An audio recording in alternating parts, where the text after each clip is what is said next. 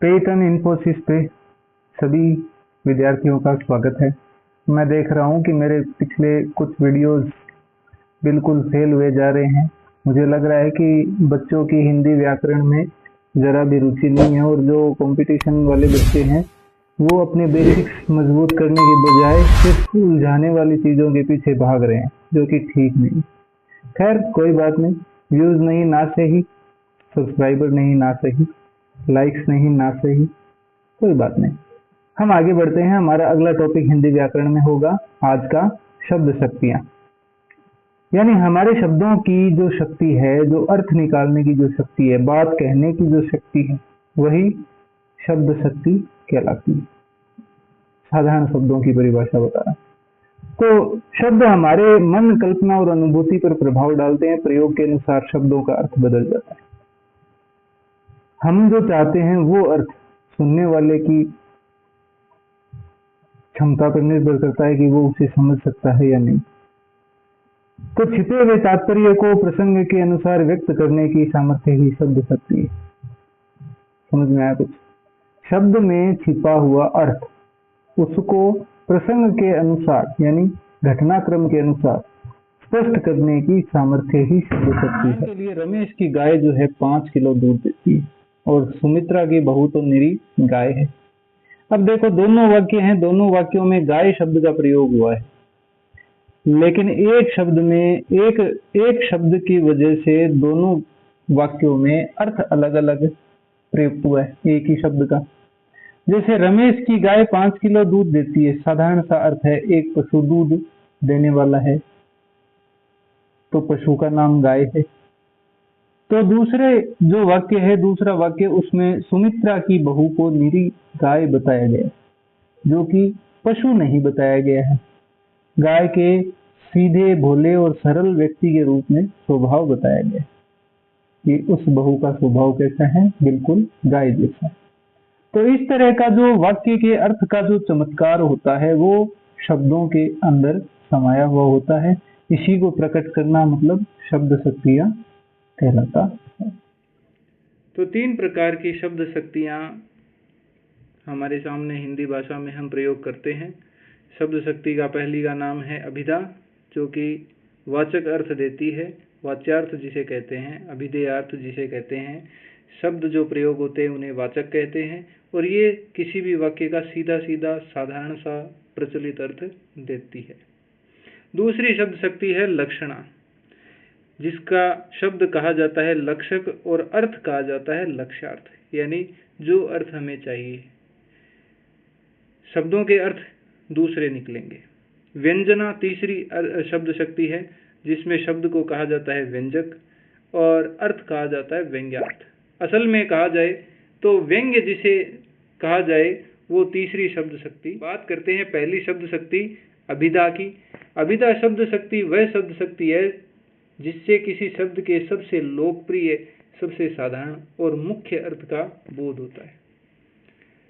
पंडित रामदहिन मिश्र की परिभाषा भी चलती है इसमें। साक्षात सांकेतिक अर्थ को अभिधा कहा है। आचार्य मम्मट ने मुख्यार्थ का बोध कराने वाला व्यापार अभिधा व्यापार कहा है।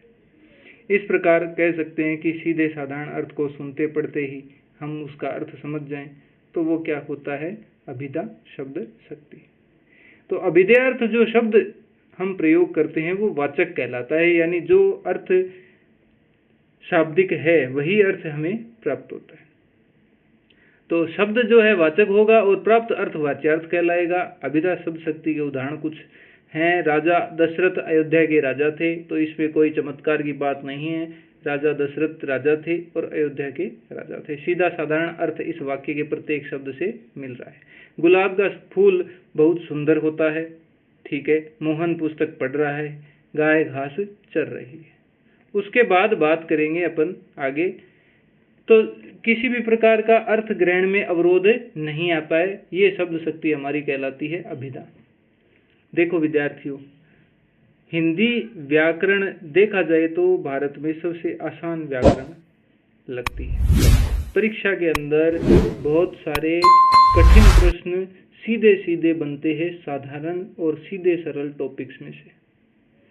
जहाँ हमें ये लगता है कि हमें सब कुछ आता है, वहीं हमारी सबसे बड़ी भूल हो जाती है।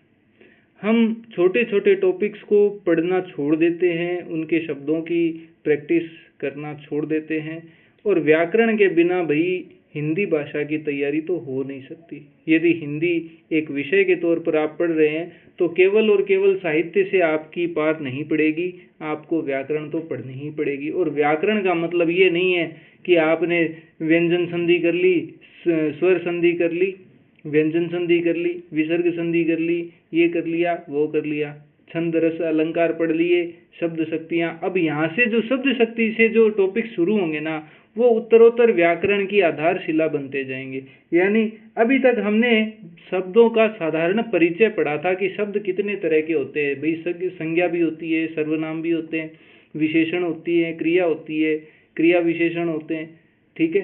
तो इस तरह के शब्दों से ही तो पूरी हिंदी बनी हुई है। उससे पहले हमने हिंदी के वर्णमाला का ज्ञान पढ़ा था। तो आप लोग मेरे चैनल से जुड़िए, और जितना ज़्यादा जुड़ेंगे उतना ज़्यादा मैं अच्छा कंटेंट, अब जो मैं अभी वर्तमान में पढ़ा रहा हूँ ना, ये किताब लगती है 9वीं से 12वीं की व्याकरण की किताब के रूप में। यानी ये ऑथेंटिक किताब है, पूरे राजस्थान में मान्य है, और इसके अंदर जो सवाल का अर्थ जवाब दिया हुआ है ना, वो जवाब चैलेंज किया जा सकता है कोर्ट में, भर्ती एजेंसी के सामने। इस किताब को आप प्रूफ के तौर पर भी दे सकते हैं। यानी ये बच्चों को पढ़ाया जा रहा है, इसलिए इसका जो उत्तर होगा वो मान्य होगा। अब बात करते हैं लक्षणा शब्द शक्ति की। यदि किसी शब्द के मुख्यार्थ में बाधा हो और अभिधा से अभीष्ट अर्थ का बोध न हो, यानी सीधे अर्थ का बोध न हो, और अन्य किसी लक्षण या दीर्घ काल से माने जा रहे दूसरे रूढ़ अर्थ पर आधारित हो, तो वहाँ शब्द शक्ति लक्षणा होगी। तो जैसे मान लीजिए दो भेद हैं, एक तो रूढ़ा लक्षणा, एक प्रयोजनवती लक्षणा, ठीक है। ये इसके दो भेद हैं। अभिधा के कोई भेद नहीं है, सामान्य अर्थ प्रकट होता है, लेकिन लक्षणा शब्द शक्ति के दो भेद हो गए हैं, रूढ़ा लक्षणा और प्रयोजनवती लक्षणा। तो उदाहरण देख लीजिए, पुलिस देखकर चोर चौकन्ना हो गया। अब चोर चौकन्ना हो गया, चार कान उग गए। चौकन्ने का मतलब है जिसके चार कान हो। तो चार कान का सीधा अर्थ लें तो पुलिस को देखकर चोर क्या हो गया, चार कान वाला हो गया।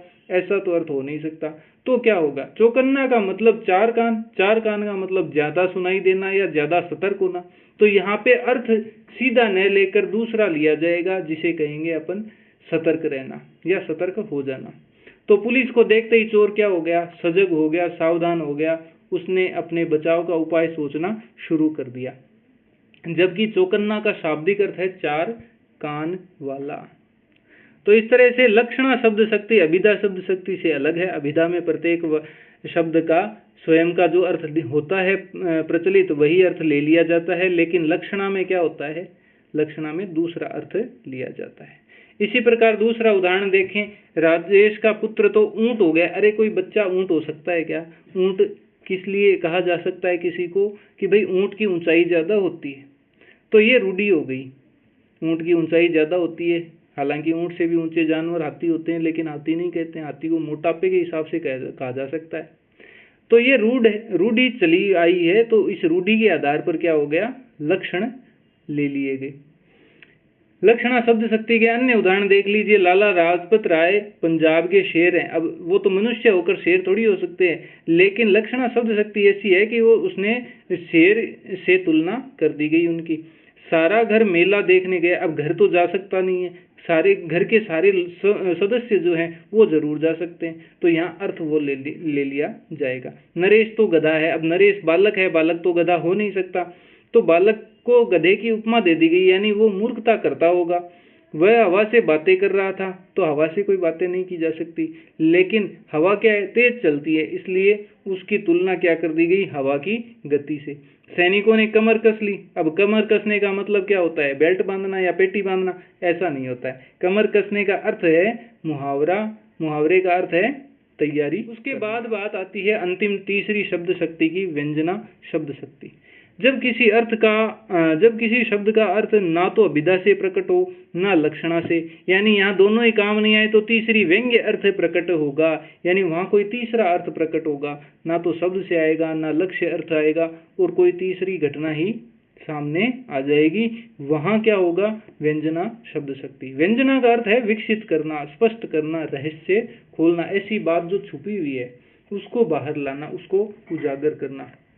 अतः किसी शब्द का छुपा हुआ अन्य अर्थ ज्ञात करना ही व्यंजना शब्द शक्ति होती है। तो इसमें कथन के संदर्भ के अनुसार, यानी जैसा कहा गया उसके अनुसार ही शब्द के अलग अलग अर्थ होते हैं, यानी जितने सुनने वाले होते हैं ना, उनके हिसाब से उसको समझने वाले भी अलग अलग होते हैं।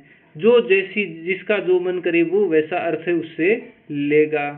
ठीक है, इस प्रकार व्यंजना शब्द शक्ति अलग अलग अर्थ को प्रकट करती है। जैसे संध्या हो गई, अब किसी ने कह दिया संध्या हो गई। अब संध्या हो गई का मतलब संध्या के समय से, लेकिन इस समय का अर्थ सबके लिए अलग अलग है। तो व्यंजना शब्द शक्ति से प्राप्त जो अर्थ है वो दो तरह का होता है, एक शाब्दी शब्दों से प्राप्त अर्थ, और एक आर्थी यानी अर्थ से प्राप्त व्यंजना व्यंग्य। तीसरा अर्थ जो है अर्थ से अर्थ प्राप्त हो जाता है। व्यंजना शब्द पर निर्भर हो, यानी शब्द बदल दिया जाए तो व्यंजन व्यंग्य जो है खत्म हो जाता है, क्योंकि अभीष्ट अर्थ के लिए वही शब्द आवश्यक होता है, यानी जो अर्थ चाहिए वही शब्द भी चाहिए। चिरजीवो जोड़ी जुरे, यानी ऐसी जोड़ी जो है वो चिरंजीवी हो जाए। क्यों न स्नेह गंभीर, कि इनका स्नेह गंभीर क्यों ना हो। को घटी, क्या घट जाएगा। ये वृष भानुजा, कि ये तो वृष की अनुजा है और वे हलदर के वीर हैं। यानी यहाँ कृष्ण और वृष भानुजा यानी राधा जी की बात कही गई है कि क्यों ये जोड़ी जो है जुग जुग तक क्यों नहीं जिएगी। भाई जुग जुग तक इनकी बात क्यों नहीं की जाएगी कि एक तो जो है राधा जी है वो वृषभ की अनुजा है ना, ब्रजराज की पुत्री, और एक हलदर के वीर हैं, यानी कृष्ण किसके भाई हैं? बलराम के, जिनके हाथों में क्या है? हल है।